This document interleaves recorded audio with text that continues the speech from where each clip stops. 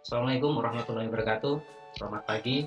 Berjumpa lagi dengan saya, Edwin Motes. Kali ini kita akan membahas pelajaran bahasa Indonesia tentang materi merespondensi surat dinas dan surat pribadi. Sebelum kita jauh ke surat dinas dan surat pribadi, adapun tujuan awal kita belajar tentang surat dinas dan surat pribadi yaitu siswa dapat membedakan surat dinas dan surat pribadi. Siswa mampu menulis surat pribadi dengan baik dan benar. Kemudian siswa mampu memilih kata dalam penulisan surat pribadi dan surat dinas. Baiklah, kita lanjut. Pengertian surat. Surat adalah sarana komunikasi yang digunakan untuk menyampaikan informasi tertulis oleh suatu pihak lain. Informasi itu bisa berupa pemberitahuan, pernyataan, perintah, permintaan, permohonan, dan laporan. Kita lanjut ke fungsi surat. Fungsi surat secara umum merupakan suatu alat atau sarana komunikasi tertulis. Surat dipandang sebagai alat komunikasi tulis yang paling efisien, efektif, ekonomis, dan praktis. Baiklah, kita lanjut ke jenis-jenis surat. Adapun jenis surat ada 3. Yang pertama surat dinas, surat pribadi, dan surat niaga.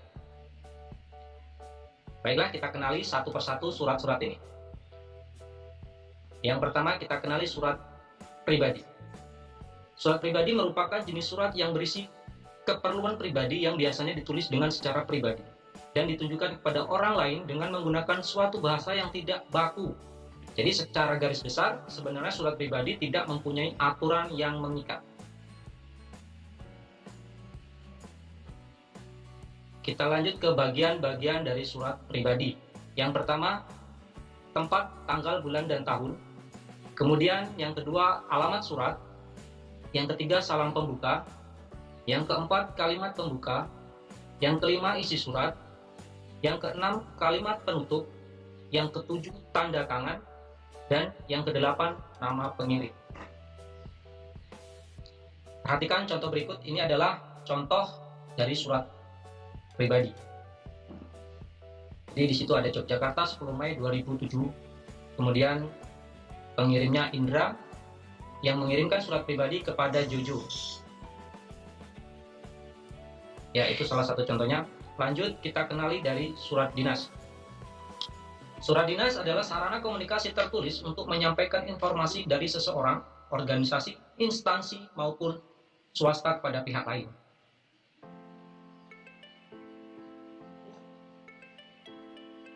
Adapun fungsi dari surat dinas yaitu sebagai sarana untuk menyampaikan permohonan dan pemberitahuan. Kita lanjut. Nah, ini adalah bagian-bagian dari surat dinas. Bagiannya lebih banyak dari surat pribadi. Kalau surat pribadi tadi ada 8 bagian dan ini surat dinas ada 11. Jadi bagian yang pertama adalah kepala surat, yang kedua tanggal surat, nomor surat, yang keempat lampiran, yang kelima hal atau perihal, yang keenam alamat tujuan, yang ketujuh salam pembuka, 8 isi surat, 9 salam penutup, yang 10 nama, jabatan, dan tanda tangan, dan yang terakhir adalah tembusan. Baiklah, untuk lebih jelasnya kita perhatikan contoh dari surat dinas. Di situ ada Kementerian Agama Kantor Kabupaten Blitar. Ini hanya sekedar contoh saja, kalian perhatikan. Ini contohnya. Di situ ada kepala surat, ada tanggal surat, ada nomor surat, ada perihal atau hal yang ingin disampaikan. Kemudian yang dituju siapa, di situ ada. Kemudian salam pembuka, isi, dan selanjutnya. Jadi ini salah satu contoh dari surat dinas. Kita lanjut yang ketiga, yaitu surat niaga. Jadi kalau orang banyak tahunya ada surat pribadi dan surat dinas saja, yang ini jarang sekali diketahui orang lain. Jadi kita perlu pelajari juga yang di sini adalah surat niaga. Surat niaga adalah surat yang digunakan orang atau badan yang menyelenggarakan kegiatan usaha niaga seperti perdagangan, perindustrian, dan usaha jasa. Kita lanjutkan. Jadi surat niaga memiliki banyak sekali jenis. yang membedakan ini antara lain ada 6 surat niaga. Salah satunya adalah surat penawaran, surat pengaduan, surat pesanan, surat pengiriman, surat pembayaran barang, dan surat penagihan. Jadi ada 6 jenis surat niaga. Kita lanjut. Ini contoh dari surat niaga. Ini salah satu contohnya.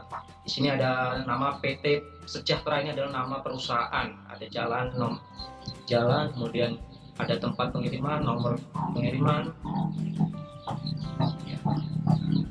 Jadi ini adalah salah satu contohnya. Kita lanjut. Baiklah. Jadi adalah materi-materinya. Jadi untuk tugas individu, ini tugasnya ada, buatlah salah satu contoh menulis surat pribadi dengan teman dekatmu yang sudah lama tidak bertemu. Jadi nanti kamu kumpulkan untuk pertemuan selanjutnya. Baiklah, mungkin hanya itu saja materi yang saya sampaikan. Mudah-mudahan dapat berguna dan bisa mengenali jenis-jenis surat yang sudah saya sampaikan. Oke, terima kasih. Wassalamualaikum warahmatullahi wabarakatuh.